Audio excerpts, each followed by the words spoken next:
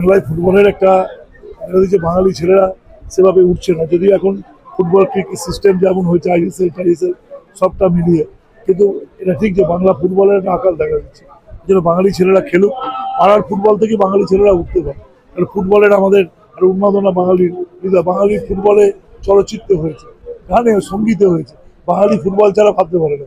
ইলিশ মাছ চিংড়ি মাছ বাঙালি দুভাগে বিভক্ত হয়ে যায়, ফুটবল ফুটবল নিয়ে বাঙালিরা দেখবেন মোহনবাগান ইসমল দুভাগে বিভক্ত হয়ে যায়। আমরা যখন স্কুলে পড়েছি আজকে তো উন্মাদনা কম, আমাদের স্কুলের সময় কান্নাকাটি হয়ে যেত। মোহনবাগান ইসমল, আমি মোহনবাগান সমর্থক, হেরে গেলে পেছনে রাখবো, আমরা আবার জিতলে আমরা গর্ব করে যেতাম। এই বৈচিত্র্য আছে বলেই বাঙালি বেঁচে আছে। আগামী দিন বাঙালি ফুটবল, বাংলা ফুটবল এভাবে অলরেডি রঞ্জি ট্রফিতে এবার আমরা এই সন্তোষ ট্রফিতে চ্যাম্পিয়ন হবো। আমাদের মুখ্যমন্ত্রী প্রত্যেকের চাকরি দিয়েছে, আর দেশের আর কোনো স্টেটে এরকম ঘটনা ঘটেনি। কিন্তু আমরা আশাবাদী যে এটা একটা সংকট। শুধু আমাদের দেশে তো শুধু মোবাইল ওঠেনি, সারা পৃথিবীতে মোবাইল উঠেছে। তো মোবাইলকে দোষ দিয়ে লাভ নেই। যদি আমি খেলাধুলার প্রতি ঠিক পরিকল্পনা করতে পারি, বিষয়টাকে করতে পারি, তাহলে নিশ্চয়ই আমার ফুটবল হবে। ব্রাজিলে কি চলে না? আপনি আর্জেন্টিনায় কি মোবাইল চলে না? চলে। তার মধ্যে তারা পরিকল্পিতভাবে করেন, এই পরিকল্পনা আমাদের করতে হবে। আমরাও আইএসএল ইত্যাদি নিয়ে করছি, এখনো বিদেশি প্লেয়াররা হাসছে, একটা এক্সচেঞ্জ হচ্ছে। আগামী দিন আস্তে আস্তে আমরা 11 সাইডের মাঠ আছে আমাদের, এখনই আমাদের না নিউ টাউনে যেহেতু স্টেডিয়াম আছে, ভবিষ্যতে আমরা 11 সাইড মাঠটাতে আমরা ফ্লাড লাইট করছি, চেষ্টা করবো ওখানে বিষয়গুলো করতে। অলরেডি আই লিগের কিছু খেলা আমাদের মাঠে যেটা আরম্ভ করেছে, আশা করা যায় সেটা আমরা করছি, সেটা নিয়ে আমরা চলছি। অলরেডি দেয়াল লেখা প্রচার এটা চলছে। আর খেলা হবে তো আমরা গত বড় 21 সালেও খেলা হবে বলেছি, যতদিন বেঁচে থাকবো খেলাই হবে। এবং খেলাতে খেল তো খিলাড়ি কার্তিক খেলোয়াড় নিয়েছি ছাড়াবে। কারণ আমাদের এবারে 300টা বুথ ছিল, গতবার আমরা 300টা গাড়ি নিয়েছিলাম জেলার মধ্যে হাইস্ট বিধানসভা। এবার আমাকে 396টা বুথ, 396টা গাড়ি। আমাদের অলরেডি সমস্ত প্রচার গেট এবং আর কিছুদিন বাদে এসে দেখবেন গেট নিয়ে সাজে গেছে। 21 জুলাই শহীদ স্মরণে, 21 জুলাই প্রত্যয়, 21 জুলাই হচ্ছে আত্মপ্রত্যয়, 21 জুলাই ভাষা আশা প্রত্যয়, 21 জুলাই 26-এর দাম। 26-এ আসুন, মমতা বন্দ্যোপাধ্যায় 4বারের মুখ্যমন্ত্রী হবেন। 26-এ আসুন, সাম্প্রদায়িক শক্তিকে দেশ থেকে হাঁটানোর জন্য আমাদের আহ্বান। উন্নয়নের কল্পে আগানো, মহিলাদের অধিকার সুরক্ষার জন্য লড়াই, সে লড়াইকে এগিয়ে দেবে আমাদের রাজ্য। What Bengal thinks today, India thinks today. Bangla যাভাবে আগামী দিন বাংলা ভেবেছে, মমতা বন্দ্যোপাধ্যায় হচ্ছে সমস্ত বিষয়। বাংলা ভেবেছে, বাংলা এগিয়ে বাংলা, আমরা এগিয়ে বাংলা।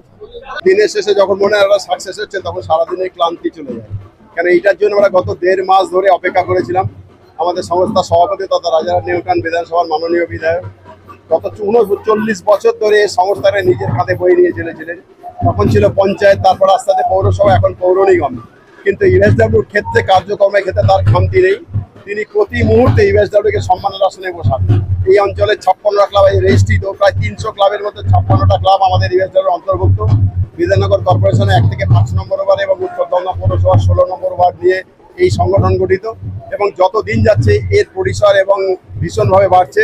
ক্লাবগুলো ভীষণ আবেদন করছে, প্রচুর ফ্ল্যাটের লোক এসছে, যারা প্রতি মুহূর্তে বলেন যে আপনাদের সংস্থায় আমরা যদি থাকতে পারি, আপনাদের সংস্থায় যদি আমরা অন্তর্ভুক্ত করতে নেন, তাহলে কিন্তু আমাদের খুব ভালো লাগে। কিন্তু আমাদের একটা নিয়ম আছে যে আমাদের এখানে স্থায়ী বাসিন্দা হতে হবে এবং কারোর সই চলবে না।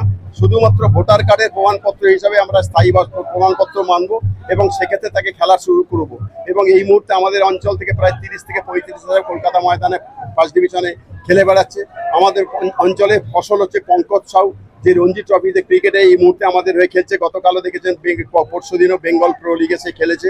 এবং ফলে আমাদের একটা আশার আলো রয়েছে যে তাপস স্যারের যে স্বপ্ন দেখেন যে এখান থেকে এই পিছিয়ে পড়া অঞ্চল থেকে যদি একটা ভালো যদি ফুলের সন্ধান পাওয়া যায়, তাহলে তাকে সকলের আলোকের বাইরে তাকে নিয়ে যেতে হবে। এই চেষ্টায় আমরা সবসময় চেষ্টা করছি। কেননা উনি সবসময় বলেন, গাছ লাগালেই কাল থেকে ফলের আশা করো না, গাছটাকে বাঁচাও, তাকে গরু ছাগলের হাত দিয়ে বাঁচাও, তাকে নির্দিষ্ট উচ্চতায় পৌঁছে দাও যাতে মানুষের নাগালের বাইরে চলে যায়।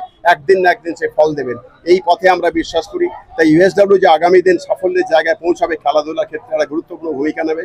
আপনারা প্রতি মুহূর্তে আমাদের সঙ্গে সদর্থক ভূমিকা করেন। আপনারাও আমাদের পক্ষে ইউএসডব্লিউর এই কার্যকলাপ প্রচার করেন। আজকে এসেও আপনারা আমাদের সঙ্গে খুব ধন্য করলেন, আমাদের সঙ্গে আমাদের প্রচার করলেন এবং খেলাধুলা প্রচার করছেন বাংলার বাইরেও মানুষদের কাছে। এইটা যে পৌঁছচ্ছে, এটাই আমাদের পক্ষে ভালো। এই জন্য আজকের দিনটা সত্যি বলছি আর 5টা দিনের থেকে একটু আলাদা। ভীষণ আনন্দ পাচ্ছি, কেন এই বছর এই খেলাটা করতে গিয়ে একটা দিনের জন্য এমন ঘটনা ঘটেনি যে ক্লাবে একটা বিসদৃশ্য ঘটনা ঘটেছে। প্রত্যেকটা মানুষ সহনশীল হয়ে দিয়েছে। প্রত্যেকটা সপ্তাহে যেমন রক্তদান শিবির হয়, প্রত্যেকটা সপ্তাহে এই মাঠে দুটো করে খেলা হয়। রেফারিরা, দর্শক সাধারণ আমাদের কাছে অমূল্য সম্পদ। তাদেরকে বাদ দিয়ে আমরা ইউএসডব্লিউ নয়। ইউএসডব্লিউ সংগঠনে আমার পাশে দাঁড়িয়ে আছে আমাদের সম্পাদক সুমন ঘোষ, যে ব্লাড ক্যান্সার গত বছর আগে তাকে আমরা পাবো কিনা ভাবতে ছিল। প্রতি মুহূর্তে আমাদের অঞ্চলে প্রত্যেকটা ছেলের চোখ দিয়ে জল বেরোতো যে এই ছেলেটা কি করে বাঁচবে ব্লাড ক্যান্সার। কিন্তু ঈশ্বরের অসীম কৃপা, মানুষের ভালোবাসা, তাকে আবার আমাদের মাঝে ফিরে এসেছে নতুন উদ্যমে ইউএসডব্লিউর দায়িত্ব নিয়ে। আবার ইউএসডব্লিউকে নতুন পরিসরে, নতুন আঙ্গিকে, নতুন ভাবনায় লোকের কাছে পৌঁছে দেওয়ার জন্য সচেষ্ট। আপনারা আমাদের সঙ্গে এতখানি শেয়ার করলেন, আমাদের কথা আমাদের কাছে পৌঁছে দিলেন, এর জন্য আপনাদেরকে আমরা ধন্যবাদ জানাই। আজকে কত টিমের খেলা হবে? আজকে মোট আমরা এই বছর আমরা লিগ পর্যায়ের খেলা 13টা টিম অংশগ্রহণ করেছিল এবং এটা লিগ পর্যায়ের খেলা হয় এবং 13টা টিম খেলার পরে দুটো টিম যথারীতি ফাইনালে উঠেছিল এবং তাদেরকে নিয়ে আমরা একটা ফাইনাল করলাম। এটা হচ্ছে লিগ পর্যায়ের খেলা। এখানে 13 জন প্লেয়ার সই করে, মাত্র 7 জন খেলতে পারে এবং এখানে হচ্ছে আমরা বললাম যে এখানকার স্থায়ী প্রমাণপত্র হচ্ছে ভোটার কার্ড, বাইরের কোনো প্লেয়ার অ্যালাও নয় এবং যদি 19 বছরের কম কোনো প্লেয়ার হয় তাহলে তার শুধুমাত্র বাবা অথবা মায়ের তাদের যদি ভোটার কার্ড থাকে আর ওই ছেলেটার যদি আধার কার্ড থাকে তাহলেই সে একমাত্র খেলতে পারবে।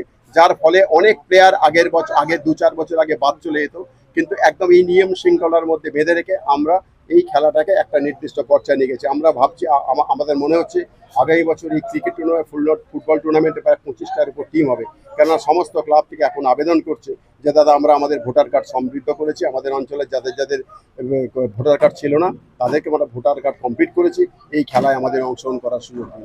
এরকম আবেদন বারবার চলছে। আমার নাম চন্দন প্রধান, আমি এই সংস্থার কার্যকরী সভাপতি, দীর্ঘদিন ধরে দায়িত্ব পালন করছি।